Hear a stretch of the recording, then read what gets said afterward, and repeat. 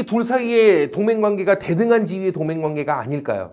수나라 당나라는요, 신라를 되게 우습게 봤어 이때. 솔직히 고구려야 뭐 힘이 좀 있는 나라니까 그랬어도 신라나 뭐 백제나 뭐 이런 나라들은 되게 우습게 봤거든. 그러니 신라가 뭐 좋다고 따라다니니까 뭐 그래 뭐 이렇게 아우로 걷어주긴 하는데, 근데 그렇다고 자기네가 고구려를 나중에 정복을 하거나 하는 과정에 있어서 신라의 도움이 반드시 필요하거나 이런 대상으로 보지 않았거든. 그래서 그냥 걷어주는, 신라가 워낙에 쫓아다니니까 걷어주는 그런 어떤 일방적 구애, 그냥 뭐 어장관리 수준의 그렇죠? 여기서는 일방적 구애고 여기서는 어장관리하는 수준의 그 정도의 동맹이지 적극적 동맹관계라고 볼 수가 없습니다. 아, 알아듣고 있죠? 좋아요. 이런 상황에 수나라가 한번 당나라가 한번 고구려를 먹겠다고 독재적인 힘으로 혼자 고구려를 먹겠다고 막 뭐해? 고구려를 막 압박하기 시작하거든요. 두 번의 전쟁이 있게 되죠. 먼저 고구려 전쟁. 됐습니까? 수나라 고구려 사이의 전쟁. 누가 먼저 선빵 친다? 사실 이거 고구려가 먼저 깠었다 그랬어. 수나라의 수양제라고 있어. 수나라의 두 번째 황제인데 미치광 양제입니다. 얘가 113만 대군을 편성해서 고구려를 공격하려 한다는 소식을 듣고 고구려가 먼저 수나라를 선빵을 쳐서 선제 공격을 해서 여기는 요소 지방을 차지하려고 합니다. 얘네가 쳐들어와 요동 지방 자기네 고구려 땅에 전쟁이 터지면 아무래도 황폐화될 수밖에 없기 때문에 먼저 선빵을 깐 거죠. 그죠? 기다렸다는 듯이 수나라가 뭐 합니까? 쳐들어옵니다. 이거를 어떡합니까? 유인하죠. 어디로? 여보세요? 여기 흐르는 강이 뭐였습니까? 청천강이었죠. 무슨 강이라고? 청천강 일대까지 유인해가지고 여기서 박살낸 거 아닙니까? 그게 뭐였다? 살수대첩. 장군 이름은 을지문덕 장군이 되겠습니다. 선생님이 이때 당시 이 수나라 장수 이름이 우중문인데 우중문이가 압록강을 넘어 여기 있는 청천강 일대까지 유인이 돼야 되는데 여기는 압록강 일대에서 안 오고 뻗팅기죠. 뭔가 좀 낌새가 이상하니까 그죠? 그래서 이때 을지문덕 장군이 뭐합니까? 편지 한 통 보냈었어요. 기억나요? 나는 이미 천문의 도를 다 깨쳤으니 이쯤 되면 족한 줄 알고 돌아감이 어떠하겠는가. 무슨 얘기입니까? 하늘의 뜻이 나에게 있다 이 새끼야. 너 여기 넘어서 압록강 일대까지 왔으면 돌아가도 황제가 너 잘했다고 칭찬해 줄 거야. 이쯤 되면 족하지 않겠냐. 더 좆되기 전에 하늘의 뜻을 얻고 있는 나를 자극하지 마라. 이쯤 되면 그냥 만족하고 돌아가 이 새끼야. 메롱 이런 거야. 그래가지고 얘 열받아가지고 우중문이가 왔다가 여기서 어떻게 해서 물에 싹 쓸려 내려간 거 아닙니까? 말뜻 이해되나? 좋아요. 어쨌든 요 사건이 있고 나서 결국 수나라는 고구려 원정 실패의 어떤 책임 이것 때문에 농민들이 반란을 일으키면서 정권을 뒤집어 엎어버립니다. 그래갖고 농민 반란으로 무너져요. 그리고 등장했던 나라가 당나라야. 당나라는 고구려하고 사이가 나빴을까? 처음에는 괜찮았을까? 좋았어. 왜? 아니 당나라 세웠던 당 고조 이연, 당 태종 이세민 막 이때까지만 해도 자기네의 이 전신이었던 수나라가 무너졌던 이유가 고구려에 대한 무리한 원정 실패. 이게 원인이 돼서 무너진 겁니다. 근데 계속 압박 정책부터 펴겠어요? 아니죠. 그래서 고구려하고 처음에는 친선관계를 맺으려고 하는 모습을 좀 보여요. 근데 어느 정도 정권이 수습이 되고 안정이 되고 난 이후가 문제야. 이제 정권이 안정되고 수습이 되니까 그때 이후로 이제는 뭐 하자? 다시 한번 고구려 한번 원정을 떠나보자. 계획을 또 잡기 시작하는 겁니다. 이해되나요? 그래서 당나라가 어느 정도 안정을 꾀한 다음에 이 수나라 이후에 어떤 혼란 상황을 수습하고 난 다음에 고구려에 대해서 4대 요구를 하게 됩니다. 무슨 요구? 4대가 무슨 뜻이죠? 섬기는 걸 4대 한다 그래. 다시 뭐라고? 남을 섬기는 걸 4대 한다 그래. 그러니까 당나라가 고구려한테 요구한 거야. 야, 이 새끼야. 너 형이 얼마나 센 사람인지 알아? 우리 제후국 하면은 그냥 우리 제후 정도 시켜줄게. 대신에 너희 계속 우리하고 꼿꼿하게 이렇게 대등한 국가로서 국가성을 유지하고 그럴 수 있다는 착각을 버려. 아니면 너네 다 박살내버릴 거야. 알겠죠? 그러면서 무릎 꿇을 것을 요구하죠. 그리고 당나라의 제후국이 되어라 라고 요구를 하게 되죠. 되십니까? 근데 고구려의 왕이 이걸 뭐 하려고 했던 거야? 수용하려고 하는 움직임이 있었던 거야. 이때 당시 고구려 국왕이 이걸 받으려고 그랬어. 그냥 자기 고구려의 어떤 자부심이나 이런 거 다 버리고 그냥 당나라 제후국 하려고 그랬어. 그래서 자기는 어떤 제후가 되려고 한 거죠, 당나라에. 근데 고구려의 어떤 역사 과정을 딱 들여다보면 용납 못하죠. 이런 우리 고구려의 민족 정기라는 게 있는데. 이해됩니까? 그래서 이때 뜻있는 어떤 귀족들을 끌어모아가지고 누가? 영계소문이 그 왕을 몰아내버린 거야. 쿠데타를 일으킨 거죠. 어찌 우리 강건한 고구려의 선조들의 어떤 기상에 어찌 함부로 이렇게 욕을 보인단 말인가. 알았죠? 그러면서 영계소문이 쿠데타를 일으킨 겁니다. 그래서 알아둬야 돼. 영계소문은 왕이 아니야. 뭐야? 그냥 귀족 출신으로서 뭐한 사람이야. 그 자부심 없고 되게 사대적이고 이런 국왕을 끌어내리고 자부심 있는 왕을 다시 세운 인물이지 자기가 스스로 왕이 된 자는 아니야. 알았죠? 그 영계소문은 이때 당시 이 사대역으로 수용하려 했던 느자고 없는 왕을 끌어내리고 자기 손으로 새로운 어떤 왕실에 그래도 좀 자부심 있는 사람을 갖다 한 사람을 세우거든. 그 사람이 바로 보자왕이거든. 알았죠? 그리고 영계소문은 대망리지라는 최고 직책을 가지고 왕을 보좌하면서 권력을 쥔 사람이지 자기가 왕이 된 사람은 아니야. 알았지? 어쨌든 영계소문이 쿠데타를 일으켜 보좌왕을 왕으로 딱 세우고 그리고 바로 당나라한테 편지 보냈겠지. 뭐라고? 조카 그러고 편지 보냈을 거 아니야. 그죠? 사대 안에 이 새끼야. 조카 그랬겠지. 그지? 그리고 바로 뭐 합니까? 이후에 당나라가 침공해 올 건 뻔한 일 아닙니까? 협박했는데 처음에 수용하려고 했다가 이거를 지금 거부해 버렸으니까 당나라가 아마도 공격 준비할 거고 곧 공격 전쟁이 개시될 겁니다. 그래서 이때부터 뭐를 축조하기 시작하죠? 천리 장성을 축조하기 시작합니다. 우리나라는 천리장성 2번 쌓아요. 지민아 언제? 한 번은 당나라 침공을 막기 위해 영계소문이 쌓았던 천리장성이 있어. 그럼 이쪽에 이렇게 쌓은 거겠지, 그지? 됩니까? 2번째 천리장성은 언제 쌓아? 힌트! 요렇게 쌓았어.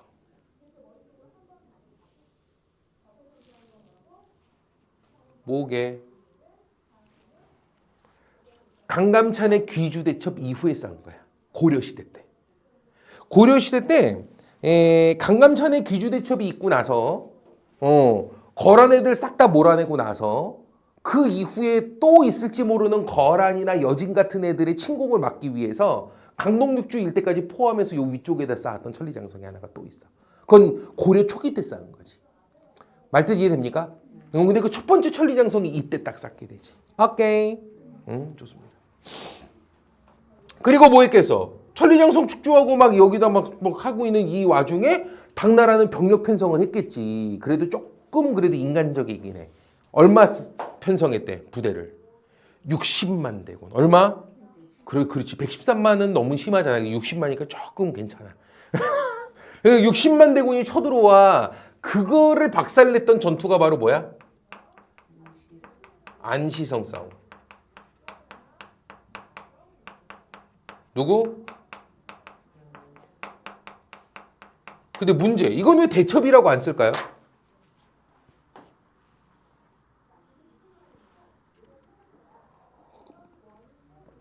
아니, 그게 그렇게 어려워. 엄청나게 사람들을 죽이거나 하진 않았거든. 이게 이때 당시 그 당나라가 고구려를 침공에 들어올 때 60만 대군을 이용해 침공에 들어올 때 이때 당시에는 어떤 분위기였냐면 고구려 내에서 평양 일대에서 내분이 일어나요. 이때 당시 보장왕을 영계소문이 왕으로 앉히면서 원래 있었던 당나라한테 빌부투려 했던 그 왕을 끌어내렸잖아요. 그죠? 그 국왕의 측근들, 쿠데타로 권력을 잃어버린 그 국왕의 측근들, 그 세력들이 기존에 있었던 국왕을 다시 바로 세우겠다고 막 활동을 해요. 그걸 이때 당나라가 뒤에서 후원하거든. 암암리에. 알겠죠? 그리고 걔네들이 주문한 거 당나라가 영계소문 쿠데타로 권력 잃은 거 억울하지도 않냐. 니네 요번에 쿠데타 다시 일으켜라. 우리 당나라가 뒤에서 도와줄게. 성공 거두면 니네 우리 당나라에 제국 시켜줄게. 제일 큰 제국 시켜줄게. 그래가지고 이때 영계소문 쿠데타로 발렸던 그 국왕 세력 있죠. 그 세력들이 당나라의 어떤 뒷배를 얻고 뭐합니까? 쿠데타를 다시 평양에 다시 혁명을 일으켜요. 쿠데타를 일으켜요. 알겠죠? 그래서 평양이 난리가 나는 이때 쳐들어오는 거야. 딱.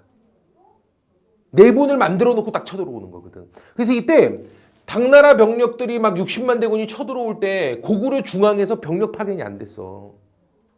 그냥 파죽지세로 밀고 들어갔다니까. 요동성 함락당하고 압록강 일대도 바로 넘을 판이야 지금. 제대로 중앙에서 병력 지원이 안 되니까 내분 수습하느라 바쁘거든. 이해되죠? 그래서 이때 당시 누가 여기는 요동반도 있는 일대 이쪽에 안시성이라는 성을 지키던 장군 이름이 양만춘이야. 이때 양만춘이가 영계소문한테 시간이라도 벌어줘야 되겠다 이 얘기지. 아니 안에서 수습할 수 있는 시간이 뭐 좀 벌려야 병력을 다시 수습을 해가지고 지원군을 보내든 뭐하든 하겠지. 그때 전에 이미 압록강 넘어 청천강 넘어 평양까지 들어가 버리면 어떡하냐고. 알았지? 그래가지고 이때 만춘이 형이 뭐 했어? 당태종 이세민한테 편지를 보낸 것으로 보이죠. 편지가 전해지진 않아. 근데 그 내용도 뭐겠어? 약 올리는 내용이겠지. 붙잡아 두려고. 알겠습니까? 그리고 영계소문이 당태종 이세민이가 압록강을 넘으려다가 그 편지를 받고 너무 빡이 받아가지고 여기서 바로 뭐합니까? 병력을 돌려서 안시성 이거 먹고 간다고 이쪽으로 병력을 돌린 거야. 저 새끼 박살내고 가겠다고. 이해됩니까? 그래서 안시성 안에 있는 병력은 주민들까지 합쳐 그 성 안에 사는 주민까지 합쳐 2만 명이야. 알겠죠? 밖에는 병력이 얼마야? 60만 대군이야. 얼마라고? 60만 대군데 그냥 안에 있는 피난민들까지 합쳐갖고 2만 명 되는 이 싸움이 터진 거야. 근데 60만 대군이 2만 명을 못 먹어. 한 달을 못 먹는다고 그걸. 그러다 막판에 깨지기까지 하지. 그게 안시성 싸움이야. 그럼 안시성 싸움은 엄청난 당나라 군사들의 어떤 희생이 있었을까? 엄청나게 당나라 군사들을 죽이고 막 그랬을까? 그렇진 않아. 우리가 수성전을 하고 우리가 성곽을 지키는 전쟁이고 한 달을 버티기 작전으로 들어갔던 거지 우리가 막 적군을 막 베고 엄청난 승리를 거두고 막 이랬던 건 아니거든. 그래서 이게 안시성 싸움이라고 붙어있는 거야 이름이. 이해되죠? 하지만 이때 한 달이라는 시간을 지체했기 때문에 그리고 한 달 정도 시간이 지체돼 버리니까 이 도성 이 평양에서 어떻게 됐겠어? 내분 수습이 다 끝났겠지. 수습이 끝난 상태에서 병력을 이끌고 이쪽으로 진격해 온다는 소식이 들리자 당나라 대군이 얼은 거야. 야, 그냥 얼 수밖에 없지 않냐? 여기는 2만 병력 못 이겨가지고 지금 한 달 가까이를 개고생을 하다가 하고 있는데 지금 이쪽에서 지금 뭐 10만 대군이 지금 밀려오고 있대. 미치지 애들이. 그 당나라 군대가 그래서 물러난 거야. 무슨 말인지 알겠습니까? 어쨌든 이때 안시성 싸움을 끝으로 해서 결국 이 당나라 군대가 물러나게 되고 한반도에 대한 야욕을 접게 됩니다. 그래서 우리는 이런 말을 써요.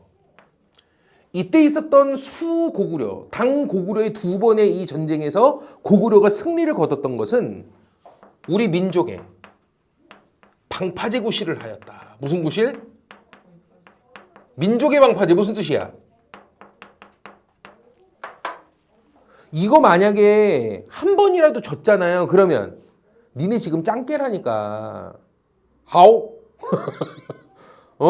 우리 역사 없어지는 거였어.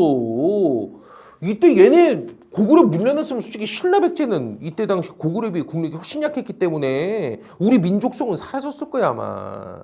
이게 우리 민족의 방파제구실을 하였다. 이런 말을 쓰는 거지. 알겠습니까? 좋습니다. 이후로 잘 봐봐. 당나라는 가지고 있는 생각은 딱 하나밖에 없어. 그냥 자존심이고 뭐고 다 버려도 좋아. 어디 한번 먹어봤으면 소원이 없겠다. 그렇죠. 수나라 113만 대군이 갔다가 20만 대군한테 깨지죠. 여기는 당나라는 60만 대군 들어갔다 2만 명한테 뭐 제대로 싸우지도 못하고 지고 패배하고 물러났죠. 당나라가 이제는 고구려 한번 먹어봤으면 소원이 없겠어. 말뜻 이해됩니까? 이런 상황에 신라하고 당나라하고의 관계는 매우 돈독해지고 있었단다. 더욱더 공고해지고 돈독해지고 있었단다. 왜냐하면 이런 와중에 신라하고 백제하고 둘이가 계속 경쟁을 하거든요. 근데 누가 우세했게? 6세기 말 7세기 초에 둘 사이의 싸움에 이 둘이 싸우고 있는 와중에 얘 둘도 싸워요 계속. 근데 둘 싸움에서 누가 계속 승리를 거두고 있었게? 백제였습니다. 백제가 하도 공격해서 여기 있는 소백산맥 쪽에 대야성이 함락당하기까지 했으니까 신라가 거의 어때? 밀리기 일보 직전 상황까지 간다고. 대야성 밀리고 나면 경주까지 금방이거든. 그 신라가 계속 누구한테 도움을 청합니까? 고구려한테 원군을 계속 청하는 상황이었어. 근데 고구려가 쌩깠죠. 왜? 신라는 누구하고 빌붙었던 새끼니까. 그렇지. 그래서 신라는 더더욱이나 백제가 압박해오는 와중에 이거 막아내기도 쉽지가 않은 상황이고 고구려는 도와주지도 않고 이러니까 당나라에 대한 어떤 의존이 더욱더 심해질 수밖에 없었지. 알겠죠? 이런 상황에 당나라도 고구려에 대한 적개심이 워낙 불타오르니까 적극적인 나당 동맹이 이제 막 결성되는 거야. 뭐가 결성된다고? 적극적 나당 동맹이야. 이제는 일방적 구의 뭐 어장관리 수준이 아니야. 당나라가 대놓고 신라한테 공식적으로 도움을 청해요. 병력 우리 대등하게 나당연합군을 함께 편성하자. 그리고 전쟁에 승리하면 너희 신라한테도 땅 절반 내줄게. 적극적으로 제의한 겁니다. 당나라가. 제대로 된 동맹 한번 맺고 제대로 된 동맹 관계를 통해 우리 고구려 한번 쓸어보자 라고 제대로 된 제의를 했던 겁니다. 알았지요? 그래서 신라와 당나라의 적극적 동맹 관계가 이때 형성이 돼요. 나당연합군을 편성해서 어디를 먹고 백제 먹고 고구려 먹고 다 먹은 다음에 어디? 대동강에서부터 원산만 있는 데를 경계로 어디라고? 대동강에서부터 원산만 있는 곳을 경계로 해서 요 밑에는 누가 먹고? 신라가 가져가고 요 위에는 누가 가져간다? 당이 가져간다. 알겠지? 이게 이 동맹의 내용입니다. 알았지? 그리고 적극적 제휴 동맹을 맺은 다음에 나당연합군을 편성해서 어디부터 깝니까? 백제부터 까요. 얘기했지만 신라가 이때 백제한테 맨날 옆구리 찔려가지고 막 아팠다니까. 그래가지고 신라가 나당 동맹을 편성하면서 제의했던 게 그거야. 그럼 어디부터 제거하자? 백제부터 제거하자. 그래갖고 나당연합군이 어디부터 공격합니까? 백제를 공격하게 됩니다. 이때 백제의 마지막 전투가 되게 유명한데요. 진짜 유명한 장군도 있는데 이때 개씨라고. 저 뭐 하는 건지 개백 장군 아니야. 그 전투 이름이 뭐야? 황산벌이라니까. 다시 뭐라고? 황산벌 전투라니까. 됐습니까? 장군 이름 누구라고? 개백. 이라 유명하잖아. 이 마지막 전투에 임할 때 개백 장군이 자기 가족들 다 죽이고 갔다는 거 아니야. 어차피 우리 죽을 것이다 이러면서. 알겠죠? 그래서 이때 660년에 결국 멸망을 하게 됩니다. 백제를 무너뜨린 다음에 어디로 갔겠어? 고구려 공격 들어갔겠지, 그지? 근데 고구려는 668년에 너무나도 손쉽게 668년에 제대로 싸움 한번 못 해보고 그냥 무너져요. 평양성 전투를 끝으로. 알았죠? 이때 상황을 내가 얘기했었어. 왜 이렇게 됐다고? 영계소문이 죽고 나서 요 당 고구려 전쟁이 끝나고 나서 민족이 방파제구시를 하면서 고구려가 나름대로 우리 민족을 지켜냈지 않습니까? 그 이후에 영계소문이 죽어요. 아파가지고. 이게 문제야. 영계소문이 죽자 영계소문의 아들이 둘이 있거든. 되지? 첫째 아들이 연남생인가 그러고 둘째가 뭐 있어. 근데 영계소문이 권력을 남생이 자기 첫째 아들한테 주지를 않았어. 왜? 남생이 이 새끼가. 별로야 얘가 상태가. 그래서 대망리지의 자기의 직책을 누구에게 물려주냐면 둘째 아들한테 넘겨준다고. 그러니까 첫째 아들 남생이가 뭐 했을까? 열이 받았겠지. 자기한테 와야 될 권력이 동생한테 갔으니까. 돼요? 이때 이미 뭐 영계소문 쿠데타 이후로는 왕은 있지만 왕은 사실상 허수아비 같은 존재고요. 대망리지라는 어떤 이런 2인자 이 직책을 가진 자가 사실상 실권을 쥐고 흔들었던 거기 때문에 탐이 나는 자리죠. 근데 대망리지 직책을 둘째 아들이 가져간단 말이야. 남생이가 그래서 뭐예요? 당나라를 끌어들여요. 이해됩니까? 너희가 그렇게 원하던 고구려 제후국 내가 시켜줄게. 나 영계소문 첫째 아들 남생이야. 날 도와. 그러면 고구려 당나라 제국 하게 해줄게. 당나라도 제의한 거야. 남생아, 네가 형인데 이 새끼야. 둘째한테 말이 돼? 형이 도와줄게 남생아. 쿠데타 일으켜. 그래서 나중에 고구려 무너지고 나면 고구려 당나라 제국 시켜줄 거고 너 고구려 제국 시켜줄게. 당나라 제국 시켜줄게 너. 알아듣겠죠? 그래갖고 남생이가 뭐 했어요? 병력들을 데리고 들어와요.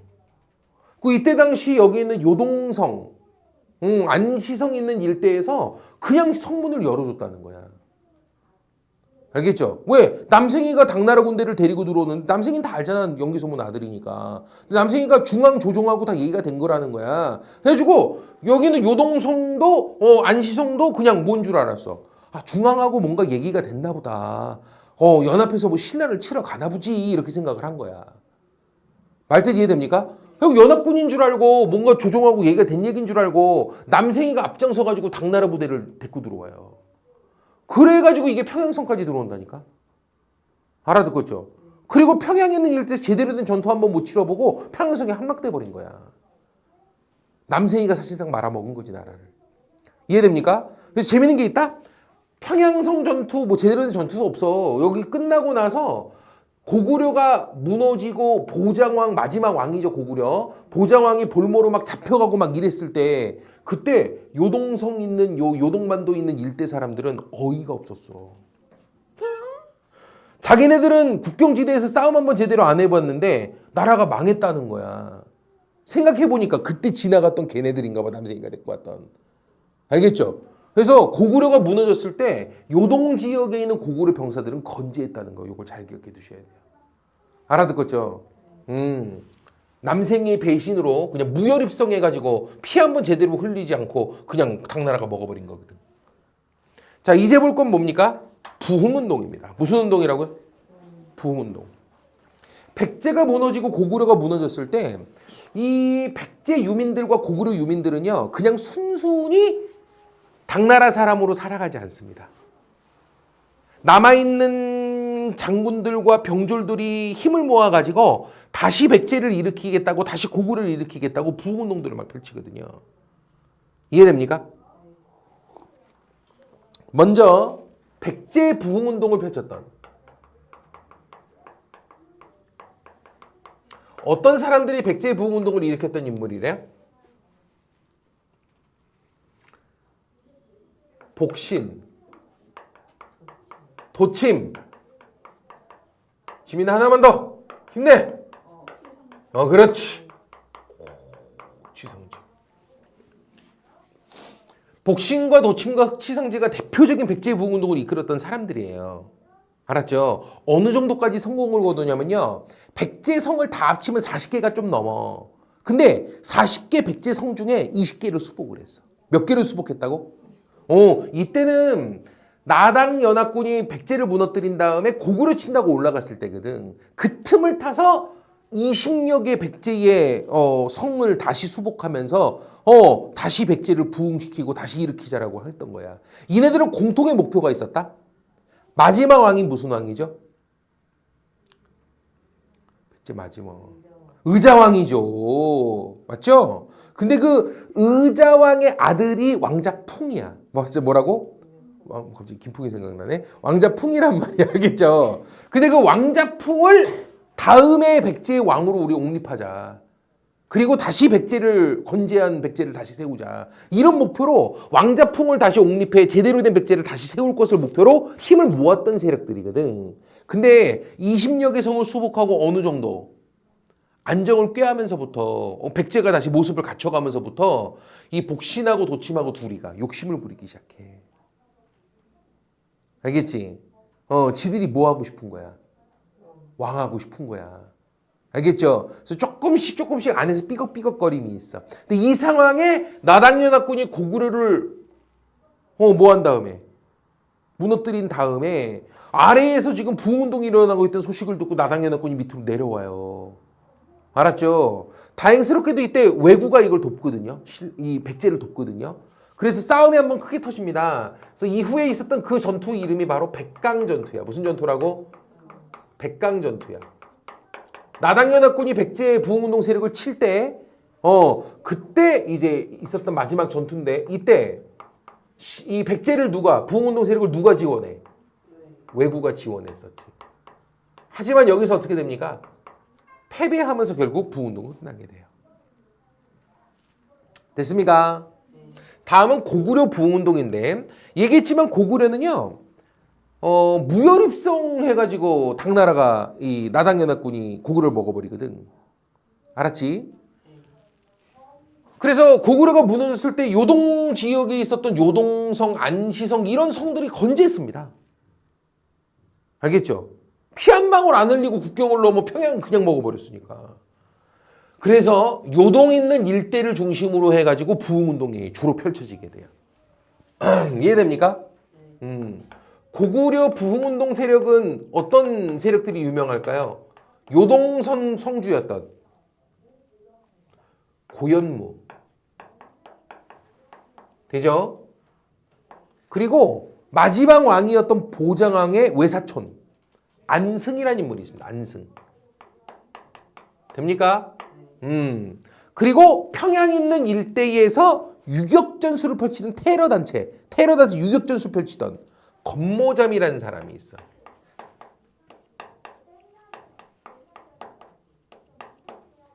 됩니까? 이때 당나라는요, 평양에 있는 일대를 함락시키자마자 거기에다가 세웠던 자기네 관청이 있거든. 그걸 뭐라 그래? 안동 도호부라고 불러. 됩니까? 다음 당나라는요, 고구려를 무너뜨린 다음에 진짜 백제 고구려까지 다 무너졌으니까 신라에게 밑에 땅을 다 내줄 생각이었을까요? 아니었어요. 야욕을 부리고 있었죠. 그래서 옛 백제 있는 땅 일대, 백제 두 번째 수도였던 어디? 옹진 있는 일대에다가 옹진 도독부를 설치해가지고 여기에다가도 자기네 당나라 병력을 주둔시키죠. 심지어 신라의 수도인 어디? 경주에다가도 계림 도독부라는 걸 세우면서 당나라가 한반도 전체를 자기네가 먹으려고 하는 야욕을 그대로 드러내게 됩니다. 눈앞에. 이해됩니까? 좋아. 이때 건모잠은 안동도 호부에 붙잡혀 있는 보정왕을 구출하겠다고. 보정왕이 이때 그 왕위에서 끌어내려지면서 평양성에 함락되면서 이때 안동도 호부에 유폐돼 있었거든. 이해됩니까? 그러면서 평양에 있는 일대에서 뭐 했던? 게릴라 전술 펼쳤던 사람이 건모잠이야. 알아듣겠지? 근데 이때 분위기는 뭐였다? 당나라가 신라하고 약속을 지키지 않고 다 먹으려고 야욕을 부리는 상황이었지. 말뜻 이해됩니까? 이때부터 신라는 아차 싶겠죠. 우리가 어리석었구나 싶었겠지. 당나라 끌어들여 고구려 백제 무너뜨리고 나면 그래도 남쪽에 거의 대부분은 자기네가 가져갈 수 있겠거니 생각했는데 어리석은 짓이었어. 설마 당나라가 고구려도 무너진 마당에 신라한테 이걸 내줄 리가 없지. 저 핫바리한테 다 먹으려고 들었던 거지, 그지? 그래서 이때 신라가요, 당나라의 야욕을 꺾기 위해서는 이쪽에 지금 아직 건재하게 옛 고구려를 부활시키겠다고 부흥운동을 펼치고 있는 요동 세력들이 있잖아요. 이들과 연대하는 방법밖에 없었어요. 이해됩니까? 그래서 이후에 재밌게도 고구려 부흥운동은 누가 뒤에서 후원하고 지원하게 됩니까? 신라가 이걸 지원하는 일이 벌어져요. 그러면서 이후에 펼쳐지는 게 바로 나당 전쟁이 될 텐데. 다시 뭐라고? 근데 이 나당 전쟁은 재밌는 게 정확히는 나당 전쟁이 아닙니다. 신라 고구려 부흥운동 세력의 연합 세력대 당의 전쟁이죠. 말뜻 이해됩니까? 요런 전쟁 형태가 되는 것이지.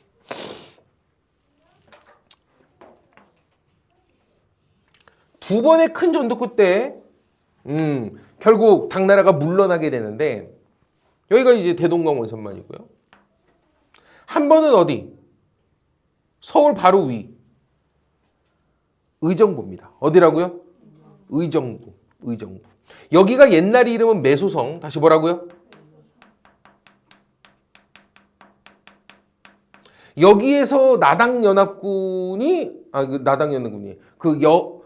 신라 고구려 부흥운동 세력 연합군이 당나라한테 승리를 한번 거두게 됩니다. 이게 675년의 승리가 되겠고요. 여기서 패배했던 당나라가 바닷길을 통해서 이 금강 하구 쪽으로 치고 들어옵니다. 이거를 박살냈던 전투가 기벌포 전투야. 무슨 전투라고?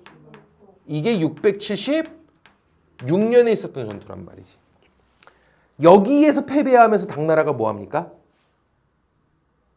약속대로 대동강 원산만 뒤로 물러나게 돼요. 이해되죠? 그래서 우리는 신라가 삼국 통일을 한 시점을 676년 기벌포 전투로 봅니다. 고구려가 망한 시점이 아니고요. 이때는 고구려를 무너뜨리긴 했지만 어때? 완전히 신라가 뭔가 제대로 된 통일을 했다라고 보기가 어려워. 왜? 당나라 야욕이 있었으니까. 먹힐 뻔했지 당나라한테. 그지? 당나라 야욕을 꺾어낸 676년은 신라의 삼국 통일 시점이라고 말하죠. 이해됩니까? 근데 우리는 그조차도 사실 인정하기 싫지. 어쨌든 의점과 한계점을 한번 봅시다. 신라가 삼국 통일한 거 솔직히 인정하기가 힘듭니다. 왜요? 야, 땅 절반 내주고 한 통일이 뭔 통일이야. 맞아요, 틀려요? 맞지? 그러니까 영토상의 한계가 있어 분명. 또 우리 스스로의 힘으로 이뤄낸 통일 아니잖아. 외세의 의존적인 통일이야. 외세 도움을 받은 통일이잖아. 알겠죠? 되십니까? 이런 부분에서 분명 한계점이 있어. 하지만 그래도 신라의 통일이라는 게 의의점이 있긴 해. 어떤 부분에서? 마지막에 당나라를 축출할 때 당나라가 야욕 부리는 거 이거 축출할 때 어떻게 했어? 고구려 부흥하고 막 신라가 연합하는 이 모습. 우리 민족의 정기를 지키기 위해 당나라 야욕을 꺾겠다고 연합했던 이 모습. 여기에서는 조금 그래도 고무적이긴 하네. 되십니까? 그러니까 당나라를 축출할 때 어떤 민족적인 통합의 어떤 이런 모습들은 조금 우리가 높게 살만해. 또 하나 이후에 신라는요. 고구려나 옛 백제 사람들, 옛 고구려 사람들에 대한 차별을 전혀 하지 않아요. 민족 통합을 위한 노력은 되게 열심히 하거든요. 신라가 이후에. 이해됩니까? 그래서 신라의 민족 통합을 위한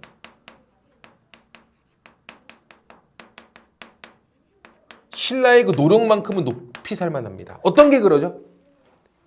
중앙군이었던 왕실과 수도를 방어하는 중앙군이었던 통일신라 중앙군 구서당이죠. 그 구서당에 백제나 고구려 옛 사람들을 다 포섭시키잖아요. 말뜻 이해됩니까? 또 옛 고구려나 백제 귀족들을 그대로 신라 귀족자기를 내어줍니다. 똑같은 귀족으로 포섭해요. 알겠습니까? 이런 것들을 볼 때 정말 민족을 통합하려는 어떤 아주 적극적인 의지와 노력이 있는 이 모습만큼은 높이 살만하구나라고 볼 수가 있겠죠. 알겠습니까? 좋아요. 자, 잠깐 쉬었다가